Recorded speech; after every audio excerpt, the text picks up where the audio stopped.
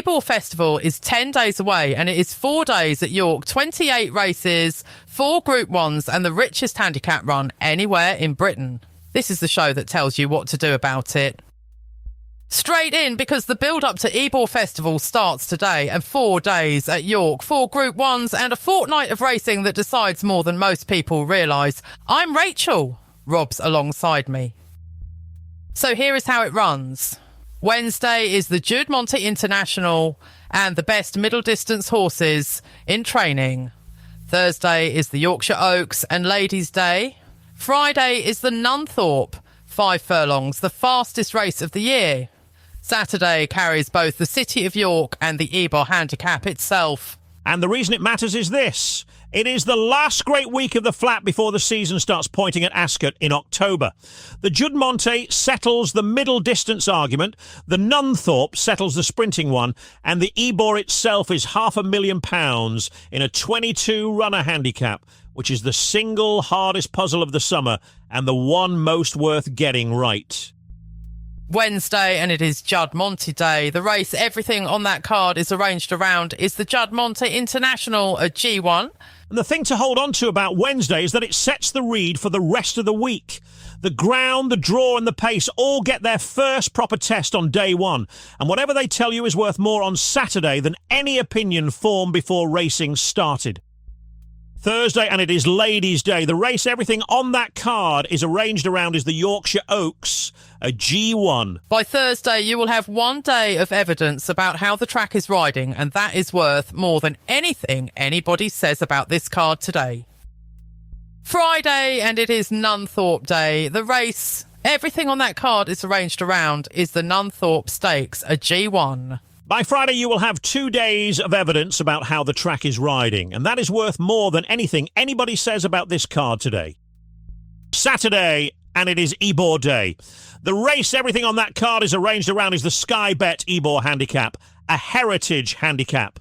There is also the City of York Stakes on the same afternoon, which on any other week would be the feature in its own right. By Saturday, you will have 3 days of evidence about how the track is riding, and that is worth more than anything anybody says about this card today. 4 Group 1s across the week, Juddmonte International, Yorkshire Oaks, Nunthorpe Stakes and the City of York Stakes. Those are the races the rest of the autumn gets measured against. And so you know what you are listening to. Every call we make is published before the off and settled afterwards, win or lose. 372 settled so far, 0 winners, 0%. Nobody else shows you that. It is the reason to take the ones we like at this meeting seriously. If you only played 1 race all week, it would be the Juddmonte International, and it is a G1, not because it is the most valuable, though at this meeting it usually is. But because it is the race the whole card is built around, which means it draws the deepest field and the sharpest market of the week. And a sharp market is a good thing, not a bad one. A race nobody is betting is a race where the price is whatever the layer feels like. A race everybody is betting is a race where being right pays, because the price has been argued over by thousands of people and it is still wrong somewhere. That is the whole job. Find the bit of a well-argued price that is still wrong. A course is not a neutral stage, and York least of all. Last year, the Nunthorpe first 4 home came out of stalls 5, 3, 6 and 8 of 17. And in Saturday's Constantine handicap, the first 8 home were all drawn in 10 or lower. Low to middle was the place to be. That is one analyst's post-meeting review rather than an official study, so it is a flag to watch rather than a rule to bet. But if it repeats in the first 2 days, it is worth money on the Friday. Ireland went 1, 2, 3, 4 in the Ebor last year. Willie Mullins won it with Ethical Diamond. Henry de Bromhead was second with Ascending. Aidan O'Brien third with Queenstown. A Jumps Yard winning the richest flat handicap in the country is not a fluke anymore. It is a pattern, and the market has been slow to price it. And here is the bit almost nobody does, so we will. These are the 3 things that would make us tear all of this up. Rain first.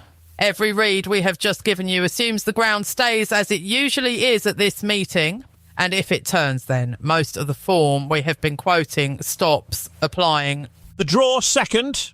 In big fields at York, the stall is not a detail, it is sometimes the whole race, and we do not know the draw yet.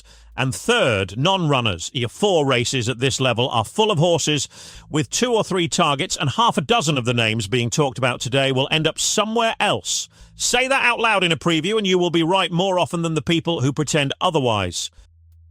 Before we go on, if this is the first time you have found us through Ebor Festival, here is what this channel is. We are an analysis account, not a tipping service. As it stands, that is 372 settled calls, 0 winners, 0%, and plus 0.0 points. And that last number is the one that actually matters. Strike rate tells you about luck. Beating the price the market closed at is the only thing anybody has ever shown predicts whether a method keeps working. It is also the number nobody else publishes, because publishing it means publishing the days it went wrong. That is the shape of it. Over the next 10 days, we will go through what last year told us the angles that actually decide this meeting, where the anti-post market has it wrong, and the yards to follow. Then the card, every morning, all 4 days. Subscribe, and none of it goes past you. That's us. We'll mark all of that in public tomorrow, whichever way it lands. Tomorrow it's stat of the day, 1 number, off our own book, and what it changes. 18 plus.